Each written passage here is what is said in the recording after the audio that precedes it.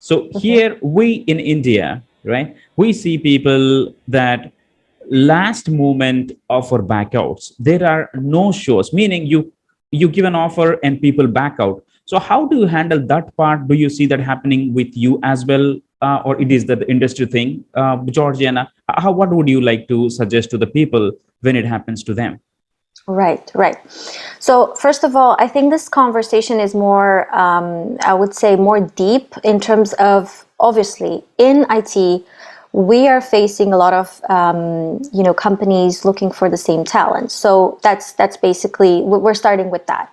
So because we're starting with that, we need to make sure what the company does in, what's the win-win situation for candidates to be joining your company. That's the first question that you should be asking yourself. In a lot of conversations that I'm having with leaders and, in general, I would say company owners, is the fact of facing this challenge of not having candidates or candidates not being interested in them. But the main question is that, you as an owner, as a hiring manager, as a recruiter, you should be able to express yourself in terms of what the company can offer to a candidate. That's the first question. Might it be the project, the product? Now imagine being yourself a candidate and getting like 30 messages from recruiters.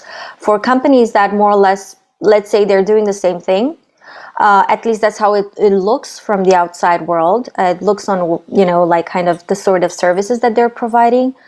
But whenever you're reaching out to a candidate, I think the question is that you should make sure that this message comes across knowing exactly what your company value can bring to this specific person. If you're switching the conversation, then definitely, first of all, your reach outs will be obviously improved in terms of number of interest that you will be getting. And then obviously with the no-shows is again a result of them not knowing what your company is doing. Maybe they're just, okay, I want to find out a bit more. But in reality, these candidates are not in search of a switch. So you are, as a recruiter, reaching out to them, but they're, in a very good position. They're happy maybe with their job. So you need to also identify why should they leave from their current company if the company that you're proposing to them is more or less the same that the company that they're in right now. So that's the question. That's the main thing, is to identify which are the motivators for them. So it's normal for them not to show up in the end. It's, I think, because they have so many options. And then if the message, if your message is not clear in your first interaction, that's enough. That's enough for them to say, okay, I might not show up for the second conversation. So it's a very, very strong and important thing to be mentioned, that recruitment has to go hand in hand with marketing and with creative, innovative ideas. Because as a company, as an IT company, there's so many competitors for you. So not just, in terms of service, but also in terms of talent.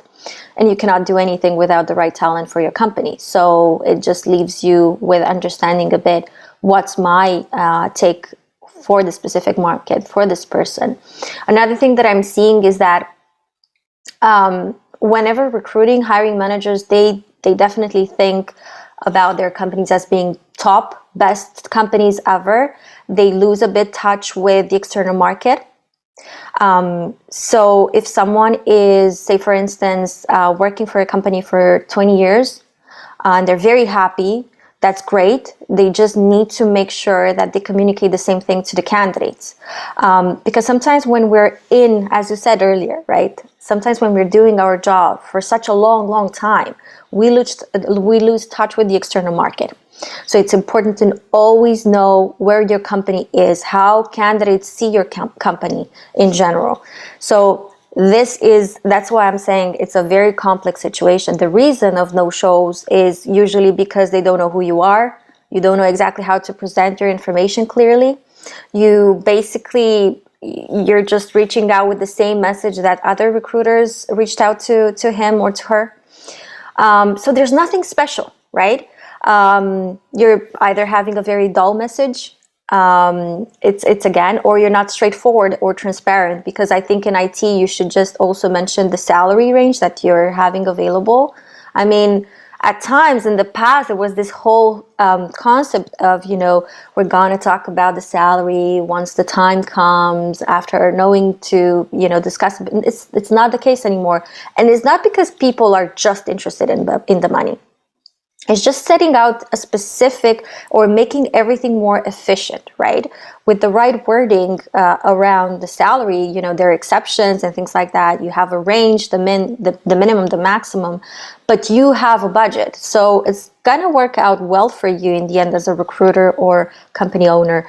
It's not about the fact that, we just want to keep it confidential. You have information online about the salaries. I mean, this is no secrecy, and in the end, they will find out. So you might as well just be very transparent. I think this is going to be very much appreciated by candidates. If it's not a suit with the salary, that's perfectly fine. You find out something that is of value for you. Maybe you're under market as a budget, right? So these are just some of the things that I can think of from the top of my mind.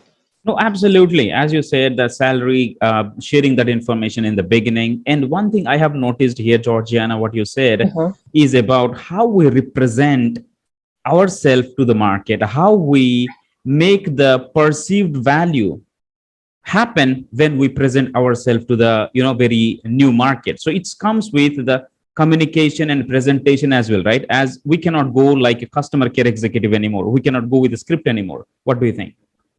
Absolutely. Absolutely. I agree. So that's the thing. I mean, you should be combining your job with other sort of jobs, with marketing, copywriting as well. Because it's not, I think a recruiter should, I know it's a lot to ask overall. Yes. It's a lot. It's not an easy job, all in all, but you need to keep your skills, sharp all the time, because this industry has changed so much. So in case, it's normal, you're not a copywriter, just bring someone over, use an external help, prepare something that could be creative, innovative, and in this way it could speak to the candidates in a different way. There's so many cool campaigns that I've seen throughout the years being done, and I've experienced very, very exciting things because of that as well. But I think what's very important is as you said, the branding. The branding is very important. I'm not sure exactly how many companies are actually doing the right employer branding kind of approach. I mean, in a real sense, because you might have one person that is not necessarily doing the exact job that it should be done, right? So you have a recruiter that is doing everything at the same time. Exactly. It might be the case that that person will not be as specialized in each sort of task. So it's good to bring sometimes an external help that could potentially bring a different view to your company. It does come with a cost for sure. Yes. But once you do it once and you understand what's your selling point for the candidates, then you know how to approach things moving forward. So that's the thing. That's the most important thing, because whenever you're thinking about, okay, what would a developer would want to experience in a new company? This is going to be growth, new technologies, right? Trainings, and the opportunity of actually speaking his mind or her mind, because this is also very important. If we were to look at big companies where you have a lot of layers after layers, it's very hard to kind of express your ideas or come up with something new. Then this is something that I get from candidates saying, look, I've been working in corporate environment for such a long time. I want startups. I know that when I'm joining in a startup, there is this kind of very, a lot of focus on my ideas and my input. And I think this is something that, big corporate environments can learn from, having sessions where they can speak their mind and mention this in the recruitment process, because this is your selling point. If your company has this sort of kind of opportunity for people to jump in with ideas, and value them, not just speak their mind.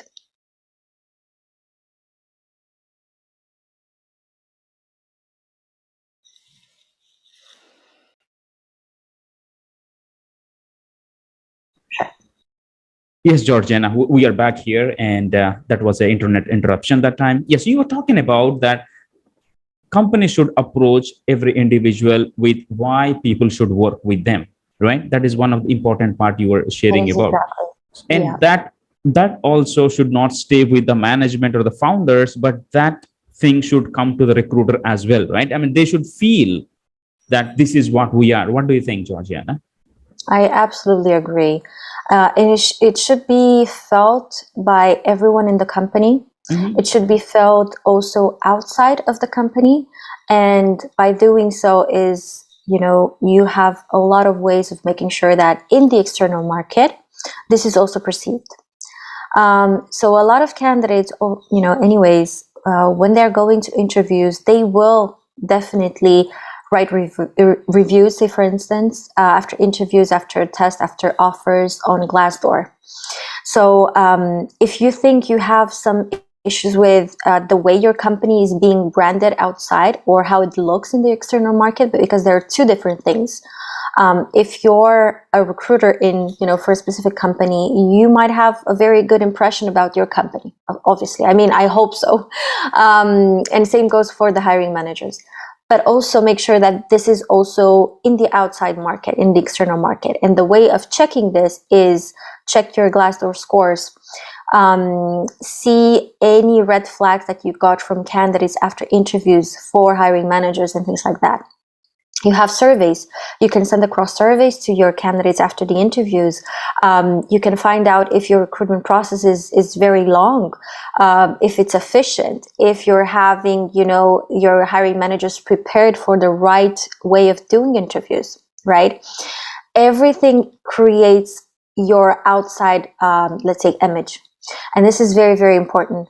Making sure that, first of all, if there is an issue there, make sure that you extract reports, either internal, external reports, and find out, how long does my recruitment process take?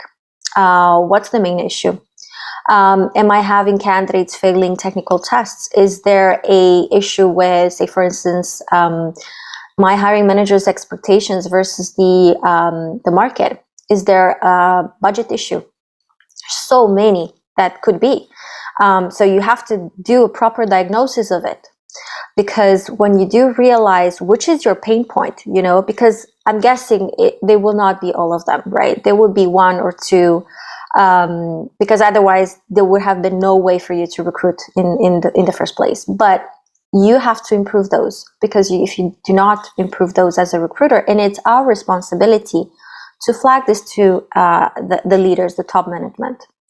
Because there is a lot, sometimes, from what I've experienced, a lot of, I think the attitude towards that is that, the leadership comes and they say, we need to hire 100 developers, and we have, I don't know, half a year. It depends, right? Our volumes in Europe, they're different than for sure in India. So when they're coming, with this sort of requests, you definitely need to, dig in. And if there is a red flag that you cannot deliver that from the first interaction, you should, because you are the expert over there. So they have to rely on your expertise. Sometimes, there are business decisions versus, kind of wanting to make the business happy. But it doesn't mean that because you do want to make the business happy, you have to compromise, right? So you have to be a partner. You have to be at the same level, which I know it doesn't happen in all companies. So if it doesn't happen, then definitely this is something that you need to start with, for them to first listen to you. Because if you don't have that partnership, there is not a lot that you can do. So the diagnosis can be such a complex one, and it can Yes. start from the top up until we go even outside of the company and how the company is being perceived. Yeah, it's a very, very complex discussion that I would be happy to extend at some point. No, absolutely. So here, if that liberty is not there, then it could be like I tell you listen kind of situation that is there, and that's what currently happens, right? I mean, we do not have any Right. control over the top, and we just have to follow that one process. Maybe that is not working, and again, we need to be answerable for the deliverables as well. Is it something what you Right. are talking about, Georgiana? That is true. That's Right. true. What I'm saying is that this I would say my challenge or my advice would Mhm. be to question everything in your recruitment process. If you know that something is not working, so you're not able to hire people, right? Don't just go outside and blame others and say, it's the market. It's hard to recruit developers, because in a sense, it's more difficult than recruiting other positions, because it's they're niche positions. That's it. That's how it's how is in general with development. But it doesn't mean that your company is perfect. So you have to analyze yourself, definitely. And the fact that if you're not having a partnership from your leaders, you should start with that, because there's nothing that you can do if the leaders are not open to hear your ideas. There are a lot of ways of dealing with leadership and making them understand that this is a partnership, right? First of all, having very transparent conversations, showing reports, showing data. The data is usually speaking for themselves. If you come with an example of your hiring results in the last, 3 months, they will understand that you cannot make it much better, right? Usually business, they do tend to come with saying, I want to make sure that this is delivered. But we are dealing with people in recruitment. We're not dealing with, buying some product from one place to the other. It's a very, very delicate process that we need to look at. So making sure that you show data to also gain their trust, because maybe there is a trust issue over there.